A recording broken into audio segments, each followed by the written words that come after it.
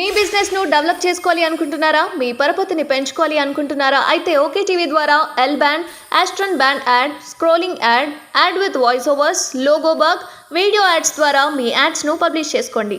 సంప్రదించవలసిన phone number 8520917933. సరే and ఇంకోటి మీరు చాలా స్పీచెస్ చూసాను నేను. చాలా అద్భుతంగా స్పీచ్ ఇచ్చారు మీరు కాలేజ్ స్టూడెంట్స్ దగ్గర కావచ్చు, ముఖ్యంగా మహిళల గురించి, రాజకీయ నాయకుల గురించి. సో ఇంత అంటే మీరు ఒక పక్క మీరు ఏం చెప్తున్నారు, మీరే ఒప్పుకుంటున్నారు నేను ఇంటర్ ఫెయిల్ అని చెప్పి. సో ఇంత మాట్లాడడం కావచ్చు, వాక్చాతుర్యం కావచ్చు, ఇంత నాలెడ్జ్ కావచ్చు, ఎట్లా గెయిన్ చేసుకున్నారు మీరు? అండ్ అమ్మాయిల పట్ల ఉన్నటువంటి అభిప్రాయం ఏంటి మీకు? కేసీఆర్ గారు ఏం చదివారు? చాలా పుస్తకాలు చదివారు కదా అని చెప్తున్నాడు. మీరు చూడలే, నేను చూడలేదు. చదువు ఏమున్నది? సర్టిఫికేట్ అయితే చూపెట్టలేడు కదా. అవును. ఇప్పుడు పిహెచ్డి చేసిన వాళ్ళు ఉన్నారు. ఇప్పుడు కిరణ్ కుమార్ రెడ్డి గారు ఉన్నారు. మరి వాక్చాతుర్యం లేదా? కానీ మంచి అడ్మినిస్ట్రేటరే కదా. అంతే కదా.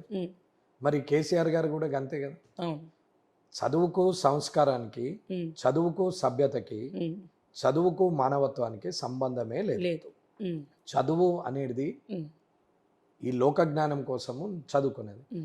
అసలు జ్ఞానాన్ని నేర్చిపెట్టి లోకం గురించి నేర్చుకున్నప్పుడు నిన్నేం చేయలేము. ఇప్పుడు బిఏ పాలిటిక్స్ అని చదివిన, ఏం చదివినావు? బిఏ పాలిటిక్స్ అంటారు. బిఏ పాలిటిక్స్ చదివినప్పుడు పొలిటికల్ సైన్స్ చదివినప్పుడు పొలిటికల్ సైన్స్లో ఏముంది? నువ్వేం చేస్తున్నావు బయటకు వచ్చి? పొలిటికల్ సైన్స్ బూతులు చదవమని ఉన్నదా? బూతులు మాట్లాడమని ఉన్నదా? ఇర్రెస్పెక్టివ్గా మాట్లాడమని ఉన్నదా? అనాథరైజ్డ్ ఆర్గ్యుమెంట్స్ చేయమని ఉందా? అనాథరైజ్డ్ ఆరోపణలు చేయమని ఉందా? సాక్ష్యాలు లేని నిందలు వేయమని ఉందా? ఏమని ఉంది? అసలు ఆ చదువుకు నువ్వు చేసే పనికి ఏమన్నా సంబంధం ఉందా? ఏం లేదు కదా. ఏం లాభం? ఏముంటుంది దానికి? చదువుకు సంబంధం లేదు. ఇంకొకటి అభిప్రాయము మనిషి ఎన్విరాన్మెంట్ని బట్టి, మనిషి కుటుంబ బాధ్యతలను బట్టి, మనిషి కుటుంబంలో ఉన్న రిలేషన్స్ని బట్టి, ఈ అటాచ్మెంట్స్ని బట్టి ఐడియాలజీ మారుతుంది. నలుగురు సేవ చేసే ఫ్యామిలీలో పుట్టినప్పుడు, నలుగురికి మంచి చేయాలని అనుకున్నప్పుడు, నలుగురికి చేద్దామనే ఆలోచనతోనే పెరుగుతాడు. లాజిక్ ఎందుకు చెప్తున్నానంటే, ఇప్పుడు ముస్లిమ్స్ ఉన్నారు, చిన్నప్పుడే పిల్లలకి హిందీ వస్తుంది. మన పిల్లలు ఉన్నారు, తెలుగే వస్తుంది. హిందీ నేర్వాలంటే నానా యాతన పడాలి. ఇదే మన పిల్లలు పోయి అమెరికాలో సెటిల్ అయ్యారు, వాళ్ళ పిల్లలు ఇంగ్లీష్ మాట్లాడతారు, యాక్సెంట్ మనకు అర్థము కూడా కాదు.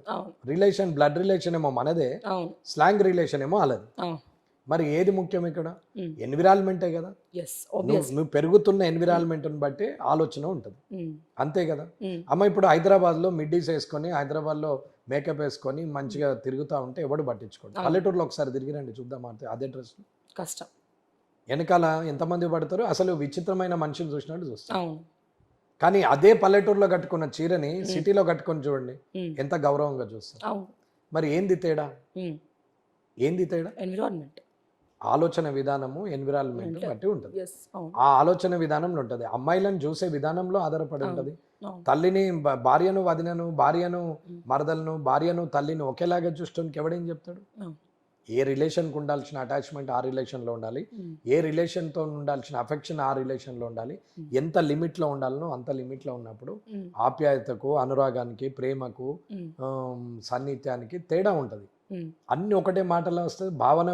భావం ఒకటే కావచ్చు, కానీ మనం చెప్పే విధానంలో కూడా చాలా తేడా ఉంటుంది. బట్ అంటే మీరు ఇప్పుడు చెప్పినట్టు కూడా ప్రాక్టికాలిటీలో అది జరగట్లేదు సార్. చాలా మంది జరగట్లేదు అని మీకు చూస్తున్నారు. కమింగ్ అంటే పాస్ట్లో, గతంలో చూసుకున్నట్టయితే సో విపరీతమైనటువంటి ప్రోక్సో కేసులు మన తెలంగాణలో నమోదవడం కావచ్చు. ఎందుకు అవుతున్నాయి అంటే మందు తాగడము, విచక్షణ కోల్పోవడం కావచ్చు. ఎవరు చేస్తున్నారు ఇవి?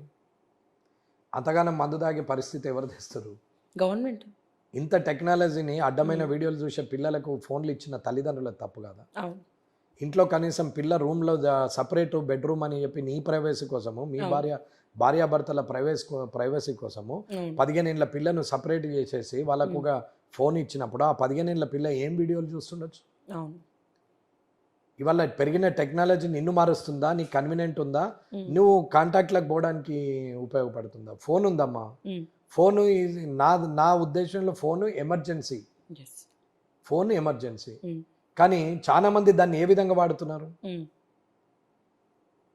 ఆడోళ్ళేమో చెప్పరా అని మాట్లాడతారు, మగోళ్ళేమో చెప్పే అని మాట్లాడతారు. అవే అంటే ఆడమని అంటుండా, మగోన్ని అంటుండా అలాగే తెలియదు. అది కాదురా అని ఆడపిల్లలు మాట్లాడితే మొగంతో మాట్లాడుతుండా, ఆడదానితో మాట్లాడుతుండా, అవ్వకు తెలియదు, అయ్యకు తెలియదు. వీళ్ళేమో సీరియల్ చూస్తారు, వాళ్ళేమో బిజినెస్ పనులు ఉంటారు. నలుగురు కూర్చుంటే ఇద్దరు ఫోన్లు బిజీ ఉంటాయి. ఆడపిల్ల ఇంట్లో ఉన్న అబ్బాయి ఏం చేస్తుండో కూడా చూడరు. ఇది ఎవరి తప్పుల వాళ్ళు పప్పుల కాలేసి పక్కొని అనడం ఏంటి నాకు అర్థం కాదు. నీ రెస్పాన్సిబిలిటీ ఇదే తప్పు అంటారు 100%. అబ్బాయిలు ఏం తప్పలేదు అంటారు. అబ్బాయిలు ఎందుకు తప్పు ఉన్నది? అబ్బాయి గురించి కూడా చెప్తున్నా నేను. అబ్బాయిది కూడా చెప్పినాము, ఒక అమ్మాయిదే చెప్పలేదు. పిల్లల గురించి మాట్లాడతాం, మేల్ ఫీమేల్ అది జెంటికల్ ప్రాబ్లం అంతే, జెండర్ అంతే. కానీ క్యారెక్టర్ సేమ్ ఉంటుందమ్మా. మేలు ఫీమేల్ ని తక్కువ ఒకటి ఎక్కువ ఒకటి తక్కువ కాదు, అది జెండర్ అంతే అది.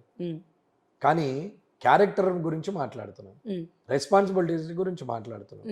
ఏం మాట్లాడుతున్నారు? సరే నేను అన్ని చూసినా, ఆయన ఎంత చెప్పినా మా వాడు ఇనలేదు అని అన్నప్పుడు, నిజంగా నేను బాధ్యతగా ఉన్నా ఆ తప్పు దోవల పోయిండు అన్నప్పుడు, వాడు తప్పు చేసేదని శిక్షకరులైనప్పుడు సపోర్ట్ చేయకు, దూరం ఉండు. పోతే పోయిండు, పుట్టలేడు అనుకోవాలా, లేకపోతే పోతే పోయింది పీకని అనుకోవాలా, సపోర్ట్గా కూరుకోవాలి. కానీ అప్పుడు ఏడవడము, అప్పుడు పోయి బతిలాడడం ఏం అవసరం? ఎవరికైనా దేవుడు 60, 70, 80 జీవితం ఇస్తాడు. అందరికి బాల్యం ఉంటుంది, అందరికి యవ్వనం ఉంటుంది, అందరికి వృద్ధాప్యం ఉంటుంది. ఇంట్లో ఏది ఎవరము తప్పించుకోలేం కదా. ఇంకొకరి కోసం మనం ఎందుకు త్యాగం చేయాలా?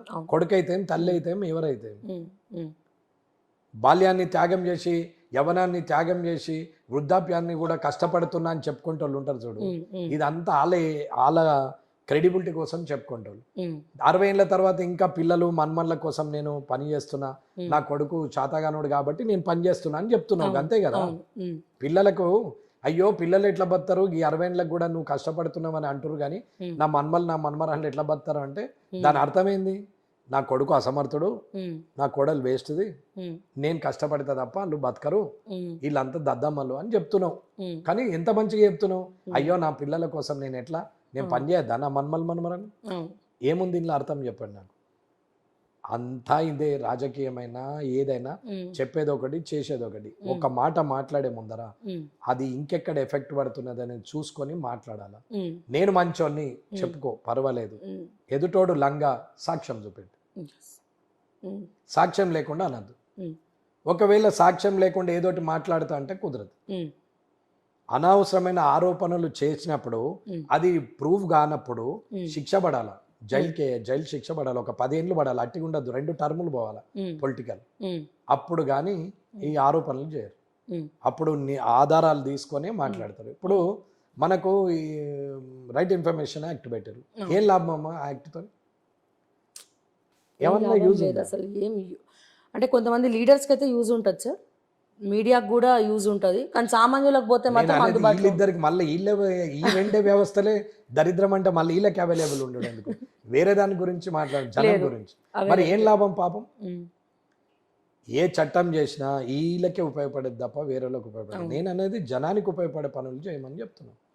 నీతులు చెప్తున్నాడు రమణారెడ్డి అనడం ఈజీ, నీతి చెప్పడానికి ఎంత కష్టపడుతున్నా అనేది నాకు తెలుసు. అమ్మ సాధ్యమా అసాధ్యమా అంటే ఇప్పుడు జయప్రకృష్ణారాయణ గారు ఉన్నారు, లోక్సత్తా ఎమ్మెల్యేగా గెలిచారు, తర్వాత ఓడిపోయారు, మార్చాలని ప్రయత్నం చేస్తున్నాడు. ఇవాళకి నమ్మకంగా మాట్లాడుతున్నాడు. ఏ మీడియా చూసినా క్యాల్కులేషన్, స్టాటిస్టిక్స్ పర్ఫెక్ట్గా ఉంటుంది. ఆయన వీడియోలన్నీ నేను ఫాలో అవుతాను, చాలా బాగా చెప్తాడు. ఇంకా నేను పర్సనల్గా కలవలేదు, కలవాల్సింది ఈ వారం 10 రోజుల్లో కలుస్తాను. అంత మంచిగా మాట్లాడినటువంటి వ్యక్తి ఓడిపోయాడు. ఓడిపోతే నిజంగా స్వార్థపరుడు అయితే, నిజంగానే రాజకీయంగా ఎదగాలని ఉంటే, నిజంగానే పదవి ఆశ, పదవి వ్యామోహం ఉంటే ఏదో ఒక పార్టీలో ఆయన కాళ్ళు మొక్కి చేర్చుకుంటారు. మరి ఆయన బోలేడే ఏ పార్టీలకు? సపటిదాకా ఆ లోక్సత్తా కూడా డబ్బు మద్యం లేకుండా గెలవడం అనేది కాని పని అనుకొని వదిలేసిండా అంటే లేదే. ప్రయత్నం చేస్తున్నాడు, ఒంటరి పోరాటం చేస్తున్నాడు. ఆయన ఎంబటి ఉన్న వాళ్ళు, జైన్ అయిన వాళ్ళు వేరే వేరే వివిధ పార్టీలలో జైన్ అయిపోయారు. కానీ ఆయన అట్లనే ఉన్నాడు. ఏ పార్టీలో పోయినా ఆ పార్టీలో వాళ్ళు చెప్పింది తినాల్సి వస్తుంది కాబట్టి ఆయన ఊరుకున్నాడు. మరి ఆయన మంచోడా చెడ్డోడా? మంచోడే. మరి ఈయన సక్సెస్ అయినట్ట కానట్ట? సక్సెస్ అయినట్టే, 100% ఎథికల్గా సక్సెస్ అయిండు.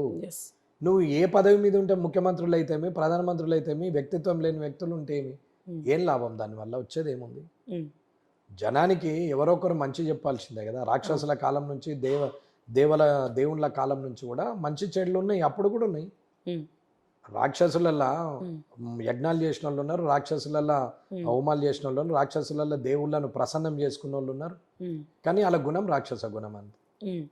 దేవుళ్ళకు వీళ్ళు కొట్లాడిన వాళ్ళు యుద్ధాలు ఉన్నారు, వీళ్ళు వరాలు ఇచ్చిన వాళ్ళతో వీళ్ళే యుద్ధాలు చేశారు. ఎందుకంటే దైవ గుణం అంత. ఇవాళ కూడా మంచోడు చేయడానికి ప్రయత్నం చేస్తున్నాడు, ప్రజలను తప్పుదో పట్టించి ప్రజల మీద బదనాం చేస్తూ బతుకుతున్న రాజకీయ నాయకులు ఉన్నారు తప్ప ప్రజలు కరెక్ట్ కాదు, ప్రజలు తప్పు కాదు, ప్రజలల్లో విశ్వాసం ఉంది, మార్పు కోరి ప్రయత్నం చేస్తే అన్నీ జరుగుతాయి, కాదనేది ఏం లేదు. దానికి చూపించడానికే నేను కామారెడ్డిలో ఇంత కష్టపడాల్సి వచ్చింది. అడ్డదారిని ఎన్నడో అవుతుంటుంది.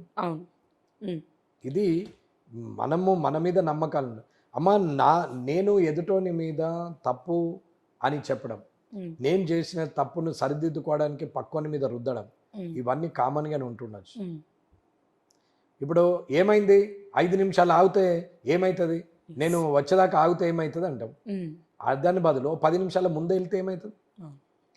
నువ్వు 5 నిమిషాలు లేట్ వచ్చేదాకా అలా ఆగుమనే కన్నా సెకండ్ ఆప్షన్ ఉంది కదా ఇంకోటి, వాళ్ళు ఆగలేరు.